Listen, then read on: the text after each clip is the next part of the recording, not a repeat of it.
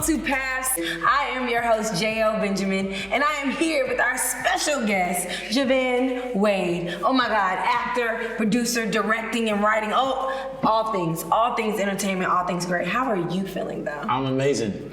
Thank you for having me. It's a pleasure to be here. And I'm feeling good. I'm feeling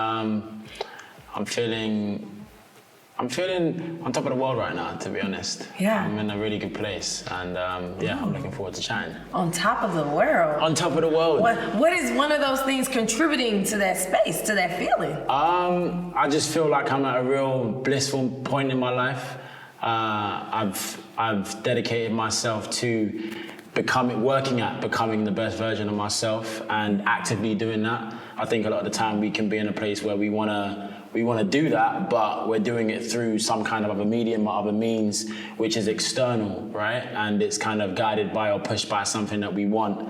But for me, I've decided to push it to something internal and just kind of work on myself for myself, and which is bringing about a real strong satisfaction for me. So yeah. Joivan is dropping jewels already. The show just kicked off. It's hot. It's hot in here. Wait a minute. So let's start from the beginning. Let's go. Tell PATH viewers where you're from, where your story and your journey begins. So my path began in London, England. I was raised by my mother and father, Andrew and Derek, and they basically, I say that I get my mindset from my mum and my work ethic from my dad. Wow. And from a very young age, my dad set up a charity fund helping young people in the streets that were basically taking a turn for the worse, to be able to try and find and give them something that would occupy them, you know? And so he set up a whole soccer organization where he would take young kids off the street, put them into a football team, and through that got a lot of young players signed into academies and pro clubs. So I started playing football from a very young age, and my brothers too. They both played pro academies as well. Okay. And when I got to about 12, 13 years old, I was playing because I was good at it, but I didn't love it.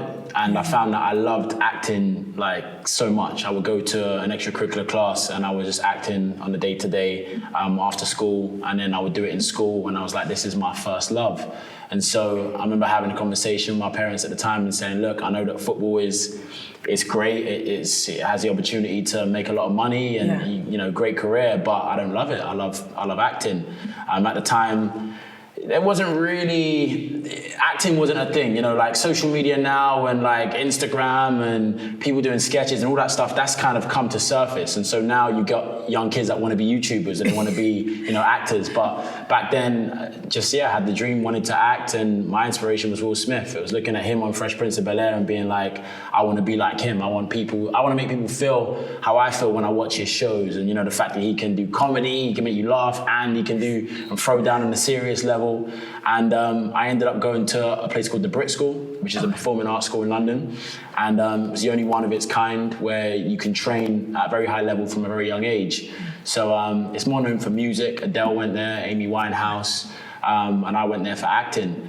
And I studied there for 3 years. And in my final year, at that point, they kind of really encourage you to go to another drama school after that. Yeah. But I had left that school at 18, which is when usually you would start drama school, but I started from 15 years old.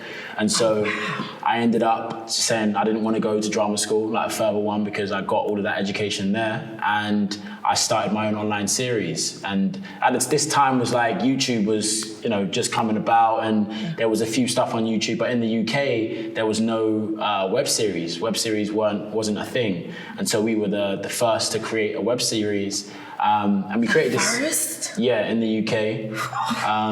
And so we created this web series called Man Them on the Wall, which is Jamaican patois for a group of guys. And it was almost like, think like Friday. They just sat on the porch, sat on an estate at the projects. Yeah. And that was the comedy show. And we used that, put it out to all of our friends, went on Facebook. That was the only thing about at the time. And just like said to everyone, yo, got this new show, check it out. And we started, my best friend from school at the time, and then my co-star. And we ended up just going to all of our friends within our school, people that were in music strand and saying, yo, can you make a theme tune? People that was in technical theatre, yo, can we get props for our set? Going to our friends in media and saying, can you borrow the cameras from media department so we can use them to shoot the show? Kind of like producing, but had no idea we were producing at the time. Created this show, and off the back of that, it picked up millions of views online, and it then got bought by Channel 4 in the UK to be made into a TV show. And so that was the kind of the start and the launch of my career. And yeah, kind of got into the industry in that way. Oh my goodness. I mean, you dropped a few gems there, right? Like being able to have those conversations with your parents early on to say, hey, this is what I want to do and this is my passion. Although I'm good at this is where, you know, I see myself and I see my career. Yeah. And then choosing to go to a particular drama school so that way you could begin to learn and hone in on that craft. Yeah. What? And my mum always used to say to me, and it's ironic because we're talking about paths, the biggest thing that I hold today, she would say, your path is always clear. And that would just bring me so much assurity. Wow. And that was really the main catalyst when I was saying about going from football to acting. She was like, it doesn't matter what you do, your path is clear. Whatever it is that you want to do, as long as you believe in it, as long as you work at it, then you're going to be successful in whatever it is that you do. And so know that your path is clear and just run with it. And that gives you, from a very young age, you know, your parents are the most influential people in your life. And so it gave me a real strong grounding and confidence to know that I could achieve whatever it was that I wanted to achieve. And so, yeah, off the back of that, I ended up creating a show. It blew up online. It blew up on a TV format. But the whole aim was that we would continue that show after that in other various ways. And the production company, they said to us, look, the show in which we're creating is it's not going to get a third season, and so we can't break off and do your own show because we're going to struggle to get it commissioned. Because when we had the Man on the Wall show, it was put as a part of this Channel 4 show. We were just characters taken from our online show and inserted into this other TV show. Gotcha. And their whole thing was like, look, this is going to be like Family Guy, and then we're going to spin off into Cleveland show, but we never got our Cleveland show, right? We didn't get our spin-off. Dang. And we had left all of our online audience for 2 years at this point, and they said to us, keep all of those ideas, don't do any more online content because you should save it for the TV show.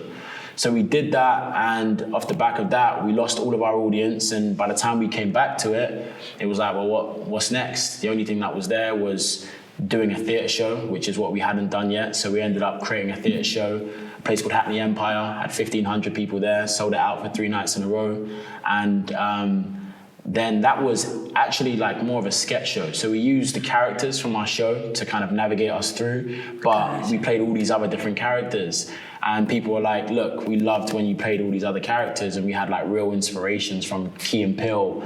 And so off the back of that, ended up creating a sketch show called the JPD show, the Jovan, Percy and D show. That then got bought by the BBC. And they then put it out at like Sunday, 11 p.m. and basically set us up to fail. And we said, look, it's not the sketches, it's the fact that you put it out when all of our core audience are asleep. Yeah. They said, well, it didn't perform what we wanted it to do. So we said, give us back the sketches and we'll show you. So we took back the sketches, we got the rights for them and put them out online. But at this point, we couldn't put those sketches on the YouTube channel that we originally had. We had to put them out onto a new channel and created a new network called The Wall of Comedy. And so The Wall of Comedy was an online comedy platform which was basically going to surface online creators and allow creators to have an audience to be able to put their sketches out to or digital content. And we put those sketches out, used Facebook at the time. Again, that was all that existed, no Instagram, etc. And they blew up. From the lowest one was around 5 million views, and the highest did around 60 million views. 5 million views? Mm-hmm. They went viral. Yeah, they went viral. Blew up viral. Yeah. They went crazy. It went nuts. Yeah. And that was that was the catapult to then working with a lot of the other creators in the space, and went to all of the online creators that were doing stuff by this point on Instagram and Snapchat, and we would then take their videos and we would work with them on creating online formats, but longer form. So we started producing those formats for them, launched our production company, The Wall of Productions, and then we launched a talent management company called The Wall of Talent, managing the talent that we were working with in the space. And that was like our kind of 360, three-headed horse. And yeah, that was the kind of the opening and that was the kind of business and entrepreneur side of the career in which kind of took place. And then separate to that was a whole acting journey. You're telling me really a few things I want to tap on, right? This core group of friends, this team, where did you meet this team? I met my team in my school. So we went to the Brit School. My best friend, Percival Ascot, he was in class with me. So we ended up doing like a load of plays together in our school, and we got picked to play the leads. And we just started working together, and he realized that I was an insane workaholic. He was the same, and we was like, look, how do we create something outside of this and push on? So that's why I met Percy. And then D, I met at a variety showcase. So me and Percy ended up performing a comedy sketch at this showcase, and D was there doing stand-up comedy. And so we watched his stand-up, and we was like, yo, you were sick. He was like, yo, you lot were sick as well. So we ended up linking up like maybe about 3-4 days later and talking about we would make one show, he would make a show, he would blow up his show, we'd blow up our show, and then we would bring those audiences together and then create something together. But by the time we started working together, the synergy was so sick. We was like, all right, bun all of that, let's just make something together. Yeah, and then that's how Man of War was created. Yeah. Oh my goodness. So talk about the importance of having a team or working with your peers, right? A lot of times people are trying to break in the entertainment industry and they're like, who can I pitch my idea to so quickly before maximizing the people who are in the grunt of the work with them? Yeah, 100. I think that is the most important thing is finding your tribe, finding your rat pack, right? Because one, 2 heads are better than one. And 3 heads are better than none. And you get to a place where if you have an idea and you have someone that you work with that can bring the best out of that idea, or you say something and they then work off of that and it creates a new idea, it's always going to be more beneficial than sitting in your own head. You have nothing to bounce off of, etc. And also just having a team outside of when it comes to ideation is the pillars. You look at this table, right? It's got 4 legs. Any one of these legs pop off, then this table doesn't stand anymore. And so you can have one leg and we can have one fat leg in the middle of this table, but it's never going to be as stable as 4 legs. So having a team around you is what's going to keep whatever it is that you have, the stability. And once you find that tribe, once you find that rat pack, it's important just to keep running with it. I haven't changed my team.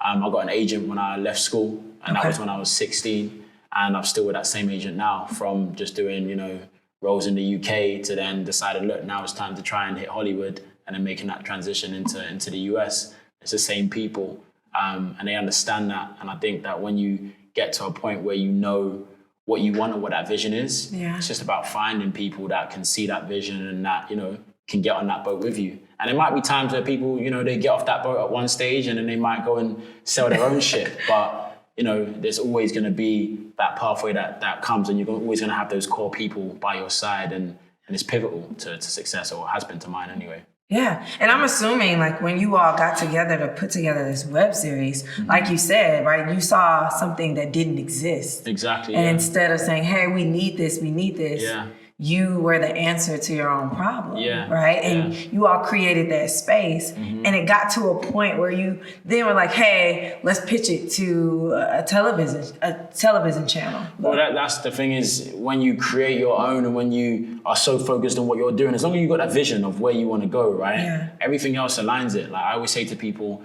you don't actually know, you need to know where you want to go, but you don't have to know how you're going to get there. That's completely irrelevant.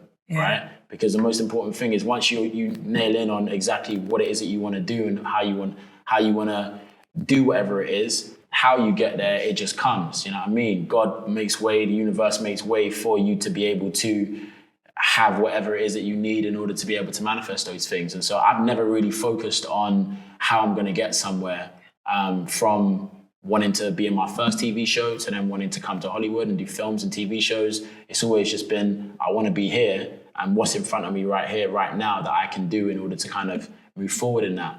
And I look at the long term. I look at, 10 years down the line, or if it's something maybe even 2 months down the line, but I work backwards. And it's like, if you want to produce a show or you want to create an online series, well, how do I get to that point? To create an online series, I must have a product. To have that product, it means that I must have shot something. To shoot something, I need a camera crew. To have a camera crew, I need to go to this event in order to find people that are in this industry. To go to this event, I need money to put petrol in my car. To get money to put petrol in my car, I need to get a job. To get a job, I need to write a CV. To write a CV, I need a laptop. To get a laptop, I need to borrow money from my uncle. To borrow money from my uncle, you know what I mean? And you just work backwards and find that. And then you've got a whole trail as to how you're going to get to where you're going to get to and focus on that one thing and everything happens for you. So yeah, I'm very pivotal in the focus on here and now and knowing that as long as you know what it is that you want to do, all of that stuff just lays itself out. Yeah. Because your path is always clear. That's it. We love it. We do path quotables, tweetables, Facebookable statements or whatnot. And so I thought I think that's one's perfect. But if you have another one, just let it naturally. If it comes off the dome, I'll let you know. Just let it flow. Just let it flow. So let's talk about some of your path pivotal moments, right? You spoke about how you put out your show and it was not the right time for your audience. What's the importance or value of knowing like the audience that you're catering your content to and making those strategic decisions to make sure it's a place where they can get it? Yeah, I think it's pivotal, but at the same time, I kind of always work off a basis of myself, because if you're always trying to please the audience, then it can be confusing, and I feel like you can muddy the waters a little bit. I kind of judge myself being the audience, knowing that there are millions of people like me on the base level, and I look at, well, what do I like? What do I want to see? What do I feel like hasn't been created? What would I love to go to the cinema and watch or go online and see? And I'm sure that there are going to be millions of people that share the same opinion that I have. And so I work from that basis, and that's what keeps and produces my creativity. So I always look at that first. What do I want to do? What do I want to see? And then I make that.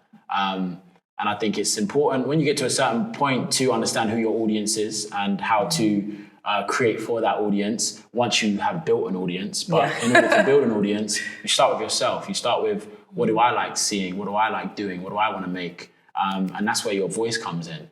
Your voice is, whatever it is in which you want to do, and you hope that other people want to listen to your voice. And if not, you find out very quickly whether or not this is something that you should be doing or not. And so I think that's the key. Focus on yourself and what you want to do and building an audience off the back of that. And then you can interact with them. Hey, what do you guys want to see? What are you enjoying? What else are you watching? And then you can start to create and collate things around that. But to start with, always start with yourself. Yeah. So your journey from London, right, to Hollywood, what was that like? Is it a different ball game? Is the entertainment industry similar in London? Or what are some of the nuances that really shocked you and wowed you about like what the heck is going on here? Yeah, I think in the UK, America, it has a huge influence on the rest of the world, right? Yeah. And it's regarded as the epicenter of the world. And that is something which is translated across Europe, which is where I'm from. And so I grew up watching a lot of American shows, movies, TV shows, etc., especially when it came to TV shows with black people in them. We don't really have many shows that star, you were talking about Top Boy earlier, right? Yeah. Like this is one of our kind of like claims to like finally having something at that level, which is shot on that level, which is regarded on that level, which is, from the UK. But even that, there's still not any creation which is, any sci-fis which is from us. We don't really see black families from the UK. We don't have a sitcom like My Wife and Kids and things like that. So it's just completely empty. So from an acting point of view, when I'm in a position where I'm like, well, I want to be seen on a global scale, I want to reach as many people as possible. Yeah. The only way for me to do that is to go where the people are, and where the distribution is, and where I'm gonna be seen. And so from a very young age, I always knew that I wanted to be in Hollywood, and I wanted to be in the environment in order to facilitate that, which was coming to LA. remember being like 13 years old and my Twitter location was Los Angeles, California, trying to manifest it from that young. And it was always a part of the journey, but I knew that I wanted to build myself in the UK first and get a name for myself to make it easier for me to be able to come out to the US. So I ended up building up a resume from my own shows, as well as shows that I did in the UK, like some of the biggest soaps like EastEnders and some of the biggest sci-fi shows like Doctor Who. And off the back of that, once I felt like I had clocked a lot of the shows in the UK and there wasn't really much more to be offered and there was a ceiling, the next step was, okay, cool, now I need to come to the US. So in 2016, I came on my first, I wanted to live in LA, but I'd never been there. I just kind of saw it on TV. But when I went for the first time, it was literally what I had seen, and I loved it. I went on as a holiday with 2 of my close boys, Percy and D, and then 3 of my other friends and 1 of my cousins. And it was a holiday. It was a time for us to kind of just experience and see what LA was like. But at the same time, I didn't want to waste time. And so I spoke to my agent and said, look, can you hook up meetings with different managers? So on a day-to-day, we was experiencing LA and enjoying everything it had to offer and hiking and partying and just, experiencing. And then when we wasn't doing that, in between that, I was just setting up meetings with different managers. And so I then break off with my friends, go and do a meeting and then come back, link up, etc. And I ended up doing 8 meetings. I had 8 meetings set, but the first meeting that I went to was a meeting with my now manager. So the first ever meeting that I did with a manager was the manager I signed to, Atlas Artists. And I had a real passion and want and need to want to be a superhero, to want to play a superhero. And so when I ended up going to meet with Atlas, they are a subsidiary from Atlas Entertainment, which is the production company that make all of the DC films, Wonder Woman, Batman vs Superman, Batman, etc., Dark Knight.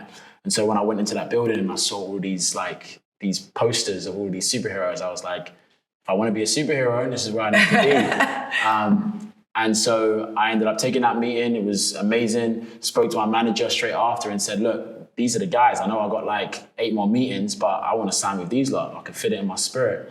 And it was like, no way. Like, you got all these meetings. It's your first one. This is the first time you've come here. Let's do it. But I just knew. So I was like, all right, cool. I'll take a couple more. So I met with a few more managers. And I met with 2 more. After the 2 that I met, the manager that I met with at Atlas Artists, he rang my agent and said, look, I want to sign this kid now. Like, tell him to stop all of his meetings. I want to sign him.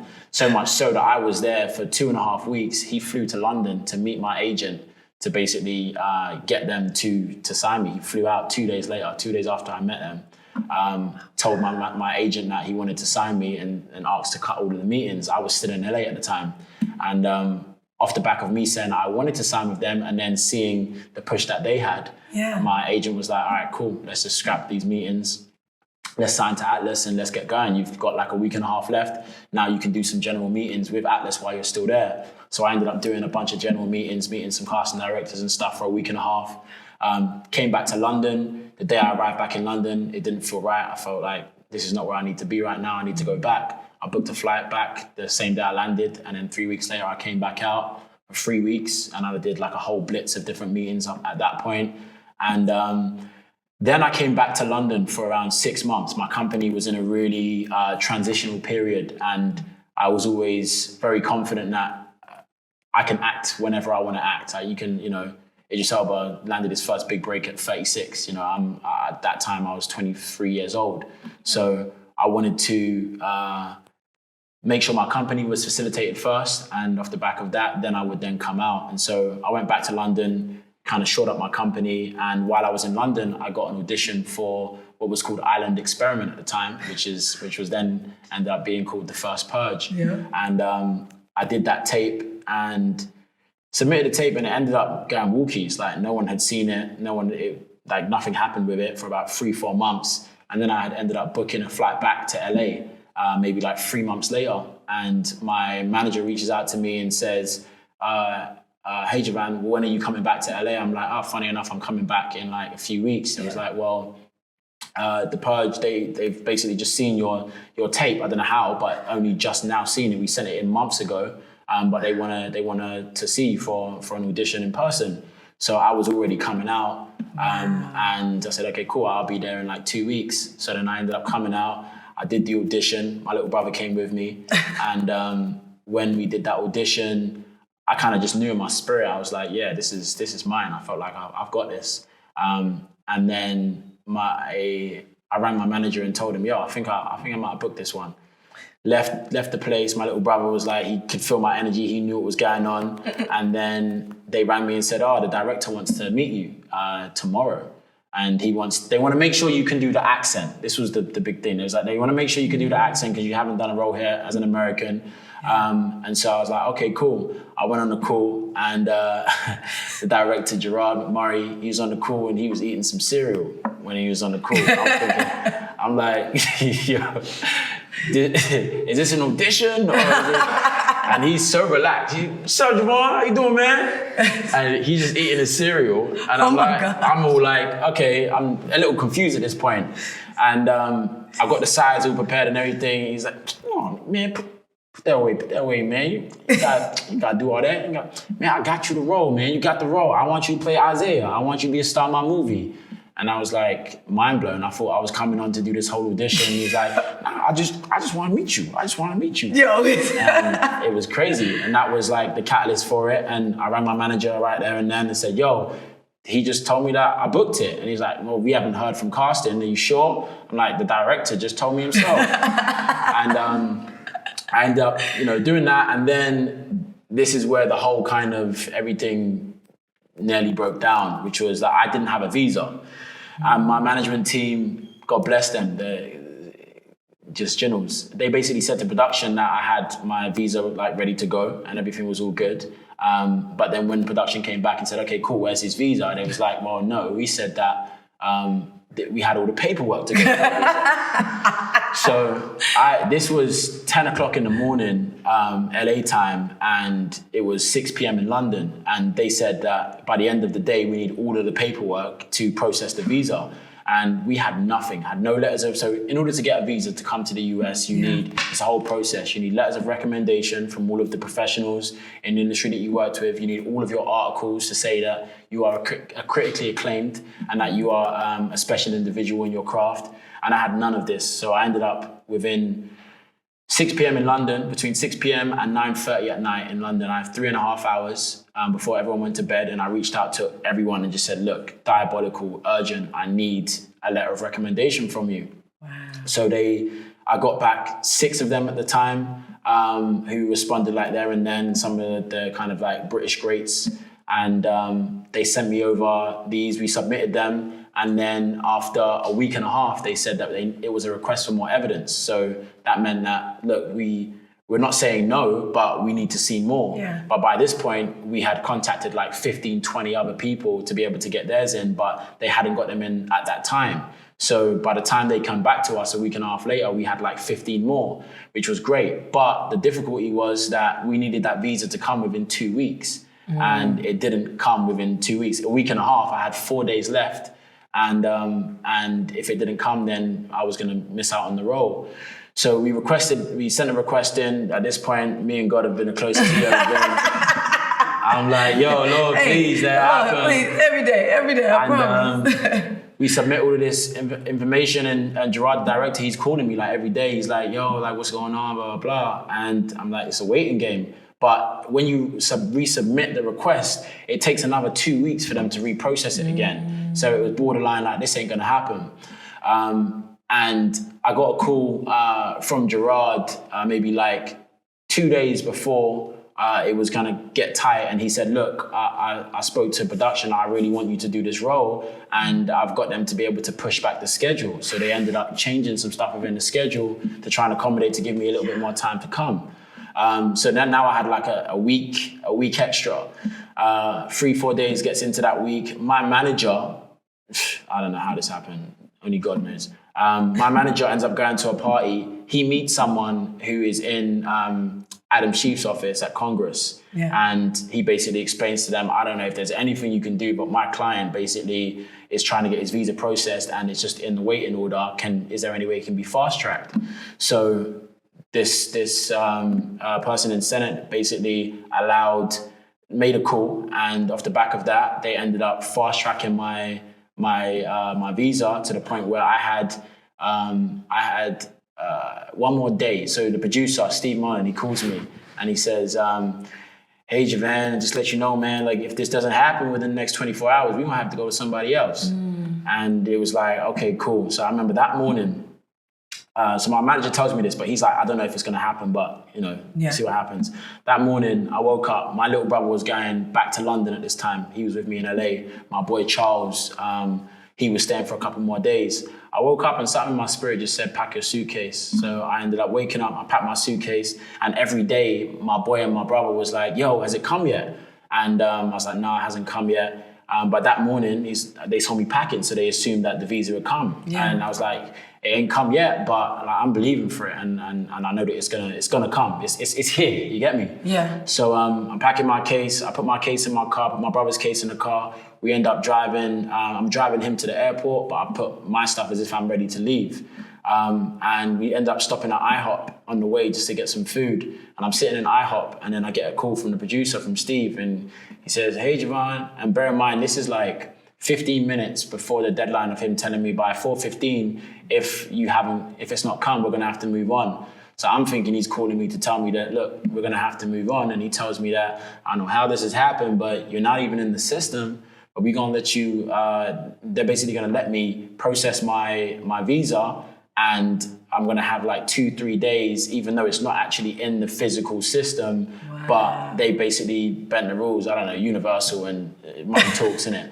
But that Senate that my manager spoke to managed to get it fast-tracked, and that person was high enough up to the point where they was able to bypass the fact that I wasn't physically in the system yet, and still was able to give me the visa to be able to go. So he says, but we got to get you on a flight this evening at 7:20. I said, Steve, that's all good. I'm already on the way to the airport. And, book the flight. I'm ready. So I get to the airport, take my brother in. I didn't take my case out, and thank God, if I had never done that, I would have missed the flight that they needed me to get on in order to meet the meeting in Vancouver to get that passport to then. And then, yeah, literally after, I think it was about 48 hours later, I was on set on The Purge, going in the canteen, and I see Chris and all these guys all eating, and I'm introducing myself to everyone, and I was like, yo, that's God, that's faith, that's, yeah, and that was my first role in the industry. And everything kind of started snowballing from there. I had a couple of other roles in which I actually got, but I couldn't do because my visa was only for Universal at the time. But didn't matter. One of them allowed me to get another visa, which then set me up for this role I'm playing now, which is Cyborg in Doom Patrol. So I was seen by Greg Berlanti in Doom Patrol, in The Purge. So when it came out and he was like, this is my Cyborg, I had turned down that role 3 times, or the audition for it 3 times, because it was 8 months filming and I couldn't take that long away from my company. And so, but God had other plans. He made the producer reach out to me specifically and was like, look, I'm not ready to give up on you for this role. Can we at least talk and meet? And then we ended up meeting. And off the back of that, like, I was just so sold on the project that I ended up doing it. And yeah, so here I am. And yeah, a lot more into it, but yeah, we'll be here all day. Oh my goodness, right? So you dropped a few keys there, right? Preparing to practice the accent, that's one. Mm-hmm. The importance of having your work visa and whatever that process looks like, prepared in advance. Mm-hmm. The importance of faith, but also working, right? Like, you packed your bag few seconds, few hours before, you're eating at IHOP, taking someone else to the airport, right? And you're like, nope, I'm believing for it. It's gonna happen for me. Yeah. You were already prepared. Yeah. So when you got the call, all you had to do was get in the game. That's it. You didn't have to like go to the locker room, get dressed. You just had to get into the game. Yeah. It was already there. And it was already there. Mm-hmm. Path was clear. Yeah.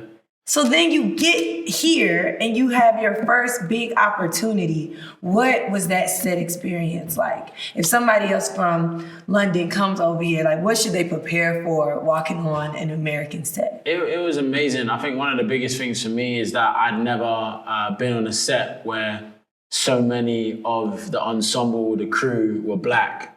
That it was like shocking to me, because I don't think before that point I've never worked with a black camera operator before. Outside of my own creation and working with my friends and people that I've hired, I've never been on a professional production in the UK and had a black camera operator. So like the UK, the biggest culture shock was like just how comfortable it was, and just seeing people that look like me at this level creating was just beautiful, and an opportunity for me to really kind of understand, okay, cool, this is why we have to come here.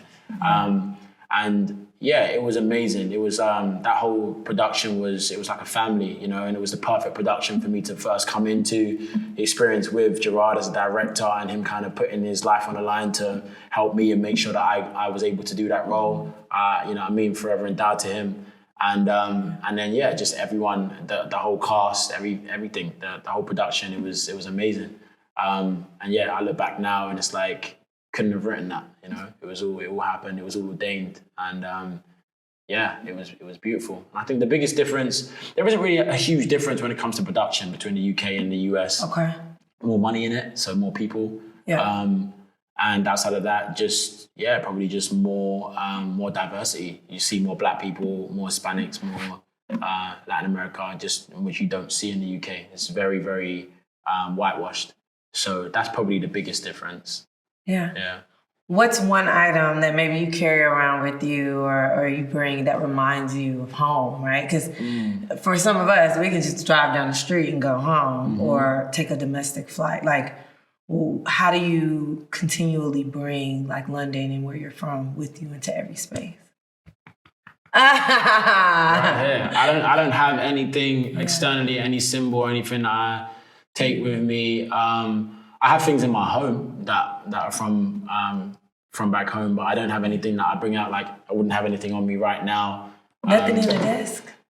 Nah, nothing in the desk. Everything. I've been there for a little while now, so everything is, you know what I mean? I couldn't bring over my car and stuff. I had to get, all of that stuff is based out here now. But I have things like in my house and all of my ornaments and things in which I had only in the UK that I've been brought over. And outside of that, yeah, just I'm from London. I'm a British Jamaican, and that's my roots. That you know what I mean, I don't go anywhere. Yeah, that's always here. So I don't need anything external to remind me of that, or I never lose that. I speak to my granddad, and you know what I mean. And most people can't even understand what he says, let alone. So I'm very quickly reminded of where I'm from, who I am, and all of that is centered in my heart and my identity. Yeah. Yeah. How did you practice the accent? Like what were you watching a certain film, following a certain actor to be like, this is kind of how I want to do it? A few different things, because like there is a all right, so there's learning the accent. We have different accents in which we learn. There is the kind of one that's given to most actors, which is General American. Okay. And they say, you know, General American, this is the accent that you should do. And if you know this accent, then you can then kind of use that accent to base off of other accents. Okay. To initially learn that, just watching interviews, obviously TV. When a British person does a mimic or like a fake American accent, it's already, I would say, like 60% stronger than when an American does a fake British accent, because we watch all of the TV shows. So most of the time, you guys sound like Kevin Hart. Oh, tea and biscuit. You know what I mean? But for us, we watch all of the shows that we have a kind of general consensus of what an American sounds like. To then be authentic is where the work comes in. And I would just stay in an American accent as much as I can. I'll be, you know, at home. Like when I did The Purge, I stayed in the accent the whole time, not just when I was rolling on camera, but to the point where you get to the end of production, the only people that really knew was my castmates who I would see outside of work. Same even like season 1, season 2 of Doom Patrol. I stay in the accent, but to learn it, I stayed in the accent. I would have my business calls, my meetings, all that stuff in the accent. And I got a dialect coach when I got really strong to try and perfect it. Oh, a dialect coach. Yeah. Okay.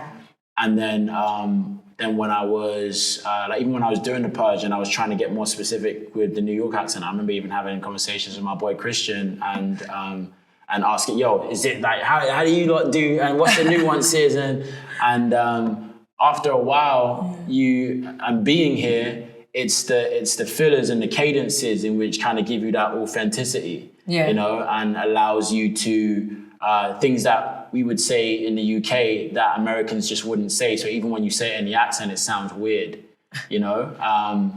What's an example? An example.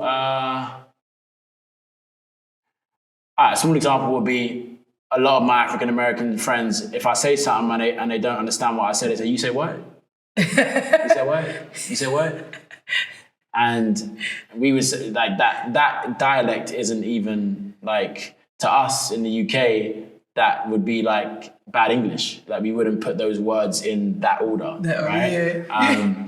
So there's certain like cadences and things that are said, and then like slang words or things that we regard like in New York when it's cold. It's like it's brick. I mean, it's brick city out here, man. It's like we say, "Yo, it's chapping. Yo, it's chapping out here, blood." You get me? So yeah, just kind of different things, and the more that you kind of are around it and the more that you're in it is the more that it kind of infuses itself, and then you just hear certain things, and before you know it, yeah, everything just kind of works itself out. Yeah, but it's different. Depends on what the accent is. If it's more specific, if it's more than Southern, and then you've got more general, and then you've got more transatlantic accent, which is more of a well-spoken American accent. Yeah.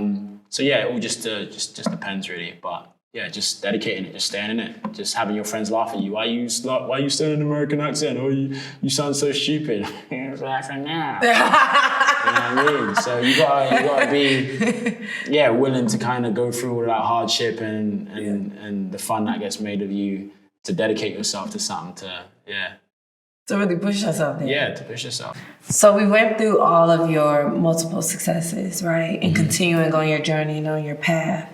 Has there been a point in your path where you found yourself at your lowest point? And how did you navigate out of that and back into your groove of things? Yeah, I would say it would be there's been a couple of things. Yeah. I lost my company. What was my company? We grew the Wall of Comedy to 10 million followers. We were producing 500 million views per month. We were monetizing. I had a very large office in central London and I had 40 employees. And that was all being collated via the money which was being monetized via Facebook revenue at the time. Mm-hmm. Facebook then came to us and said, look, we've now done this beta test, which is what we was a part of. It's great. Facebook Watch works. Facebook monetization works. We're about to launch this now properly in America, but it's not going to be launched in Europe. So the beta is now going to be closed off. All of the views in which you're monetizing, as of in 30 days' time, you're no longer going to have that revenue coming in. And we're now going to launch it in America, but we don't have a clue when it's going to be launched in the UK. So when you would even get access to it again. So went literally from having like a crazy, like it was like when you think about like Google and Facebook, there's a massive company called Unilad and Lad Bible in the UK. And we was in their building and we shared an office with them. And it was like, my personal company, we had like 35 employees and we had kids driving around on Segways, and it was all like a little mini Google type, Facebook type kind of vibe. And it was amazing. And we got told in 30 days, you ain't gonna be able to pay for all these people. And so we ended up having to get rid of pretty much all of our team. And we lost pretty much our whole company. And it was funny because that was at the time where I had just got the role of Cyborg. And so in my personal career, like the biggest moment in my personal career, but in my entrepreneur career, like the biggest downfall. Mm-hmm. And so we ended up stripping back, and then we went back to zero. Myself, my business partner, Percy, and my MD, Taff, created a group chat called Start Over. And it was literally us starting over from scratch, from just the three of us, to try and work out how we're going to rebuild this thing. And thank God in 2.5 years, we built it back. We ended up, instead of monetizing mainly via monetization, we said that obviously we learned from that mistake. We can't rely on external sources and just monetization platforms. And we ended up really pushing our production company. During that time, we created something called Sharo's Story, which went phenomenally online. And it went crazy to the point where every production company, every studio in the UK wanted to work with us. And the rapper who wrote it was like a musically narrated drama. So the rapper who wrote it, he ended up getting signed to Jay-Z, but not as a music artist, as a producer and a director. So yeah, it changed a lot. And off the back of that, we ended up getting a lot of investment from different companies saying, look, can you redo this again? So yeah, God gave us an opportunity to kind of rebuild that, and we started working with brands and creating branded content for different brands. So now, some of our clients like Amazon Prime, the equivalent of Foot Locker, Foot Asylum in the UK, things like Tinder. And we create online content and create shows where we create their online platforms into entertainment platforms that give their audiences not only a reason to interact with their brand, but they interact with their content and then fall in love with their brand. So that was an initiative in which we ended up just basically switching, and we was able to grow back our company off the back of that. And yeah, now we're back to 30 employees in our office back in London 2.5 years later. So that was a real big drop for me. Yeah. And then probably the biggest one would be 2014. My dad passed away. He used to manage my group, and also just, my dad. And lost him to a heart attack suddenly in the barbershop with my little brother. Getting his haircut, and then he had a heart attack, and 24 hours later he was dead. And that was, at that point you kind of look at it and you say, well, that can either affect you in a negative way or affect you or you can use that to fuel you in order to kind of, take the positives out of it. And I did that. I took the positives out of it, and knew that I had to work harder, be more of a rock for my family, make more money, achieve more. And it just drove me to level up. But that was probably the biggest hardship and the biggest thing that could have kind of had everything crumble. But that and losing my dad and losing my company were the two biggest moments that were the negative moments in my life. But we still here. We still in action. That's it. We still in action. So you're the oldest brother? No, I've got one older brother and I've got two younger brothers. Ah, okay. So you like in the middle a little bit. Got you. So self-care, importance of family. I mean, I know y'all went to IHOP on your way to the movie set and all, but like, what do you do for self-care? How are you taking care of you? Yeah, that was before all of the superhero antics. So that was one of the last IHOP meetings that I had. Now, self-care, a lot of internal work, to be honest. As I kind of started off with, I work a lot on myself internally via the things that I consume, the books that I read, the mentors. And when I say mentors, they don't even have to be people that I know personally, but someone that I consume information from, I classify as a mentor, whether it be a book I read, an interview that I watch. Your mind, your spirit, and your body. And so my body physically, I work out pretty much every single day, especially now my job requires that. And that really developed me and pushed me into getting a lot more serious with it. I used to, from like a very young age, because of football, I was always physically fit. And then when I was 15 years old, I started hitting the gym a lot. And then when I then booked the role of Cyborg, it just took everything to a whole new level. That in terms of the physical side, I'd say I eat very well now. Yeah. And what don't you eat anymore? What's one thing you do not eat anymore? There's a lot of things I don't eat anymore. What's the recent? What was the recent food on the let go list? The recent food.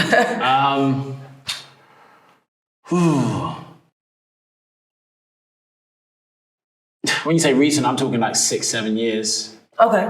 So like milk, for example, when I drink milk. Yeah. I haven't eaten pork for like 10 years. And then generally, my diet is just very specific. Yeah. Although I might eat it, I just won't eat it for months, or I won't. But there's nothing that I just kind of like, I don't eat this. I'm not a vegetarian. Okay.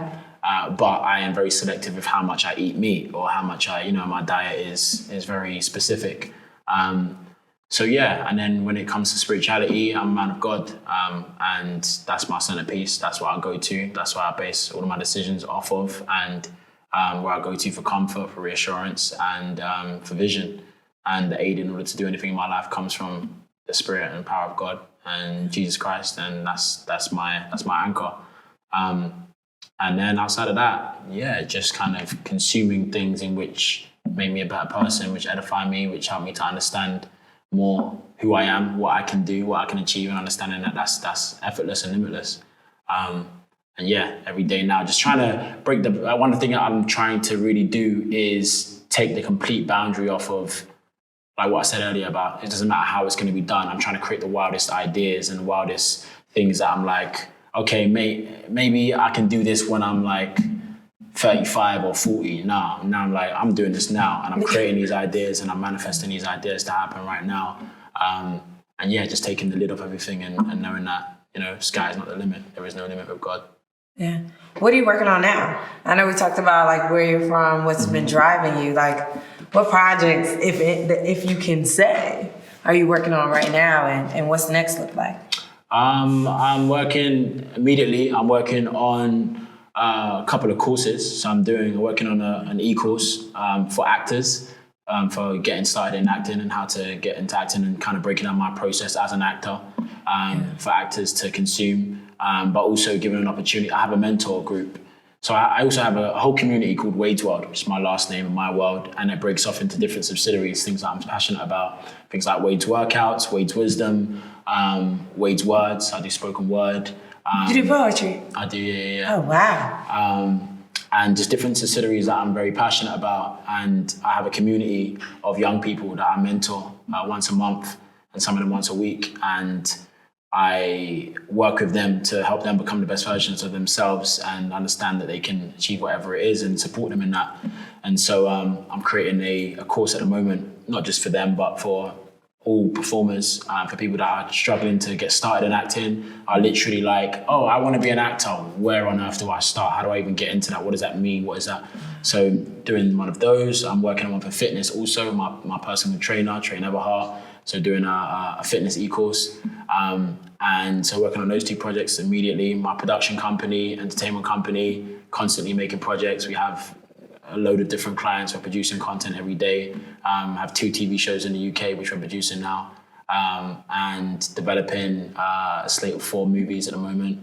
2 of which are completely done, and 1 in which is in development and research, and 1 of which I'm just finishing the treatment on now to submit and push forward.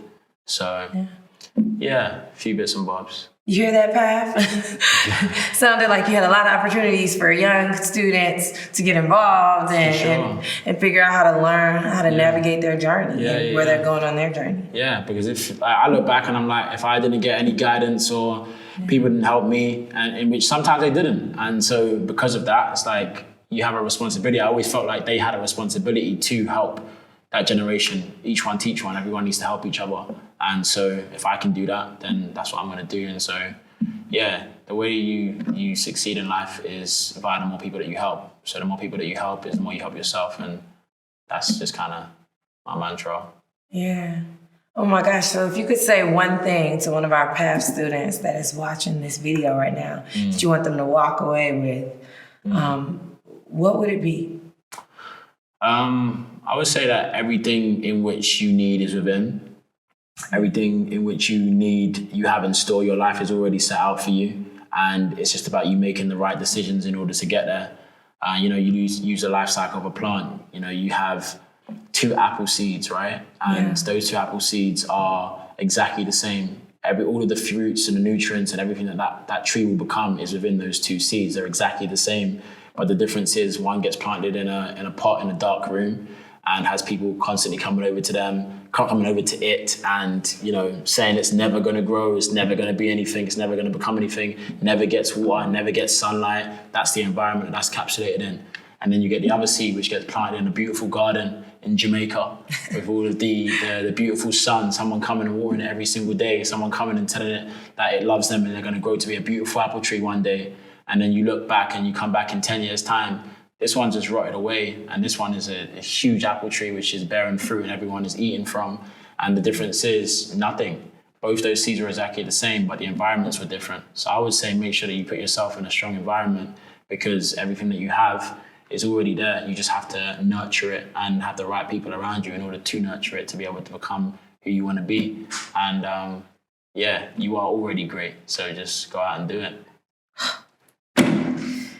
Who paths? Ooh, paths. Ooh, paths. Okay, these are pivotal moments. You feel me? Like man was like here. I'm coming here. I'm going there. Wow. I mean, wow. I don't even know what to say. Like, if someone has just got here from London or just not from America, like, what are the first 3 things you recommend they do when they get here? First of all, I would say the training, making sure that they're brushing up on the craft and creating the right environment for themselves for that, to facilitate that. So going and studying, finding an acting coach. I recommend mine, Leland Durant, phenomenal acting coach. I know there are other schools out here that you can go to, and now with the pandemic and that, there's things that are virtual. In the UK, Identity Drama School. That's actually also launched out here in the US too. And you can go to like the London Temple. There's a lot of different places you can go to. If you go to Spotlight, and they recommend a load of different places that you can find and have access to. I would then say the environment. Surround yourself with people that are doing the same thing that you're doing, that are going to encourage you and help you and kind of bring out that apple seed.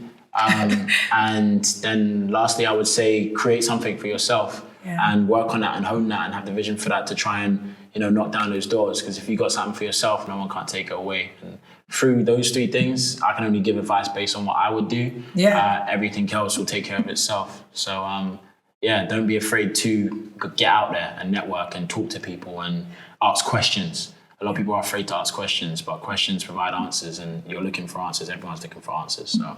Yeah, man. I mean, you were pouring into the industry and continually pouring into others, because you consistently, throughout your journey, your entire path, you had your own company. You were working and managing your own company at the same time, learning and continuously being a student. And so where can people go to get engaged in this course? You can go to my website. Everything that I am working on, everything that I'm doing, there will either be a lead from my own website or it will be implemented into my site, www.joivanwade.com. That's JOIVAN Wade.com. Catch me for updates on Instagram is where I'm most predominant, at Joivan Wade. Twitter, I share an opinion here or there. And you be on that black too. And I also have a YouTube channel currently, which I have just videos where I'm kind of giving advice about different things within the industry, how to get an agent, how to audition, how to learn lines, how to, just various things. But this course I'm working on is going to be a lot more in depth. That's where you can catch me, and appreciate you guys having me. Oh my goodness, y'all. There you have it. Joivan Wade on Paths, talking about paths are clear in pivotal moments. Amen. I mean, we're so excited to have you. Thank you. Cannot wait to have you Appreciate again, in the future. Sign that contract. Y'all saw it. He said yes. So, again, I am your host, J.O. Benjamin, and we are excited to have you tuned in to Paths. We'll see you next time on the show.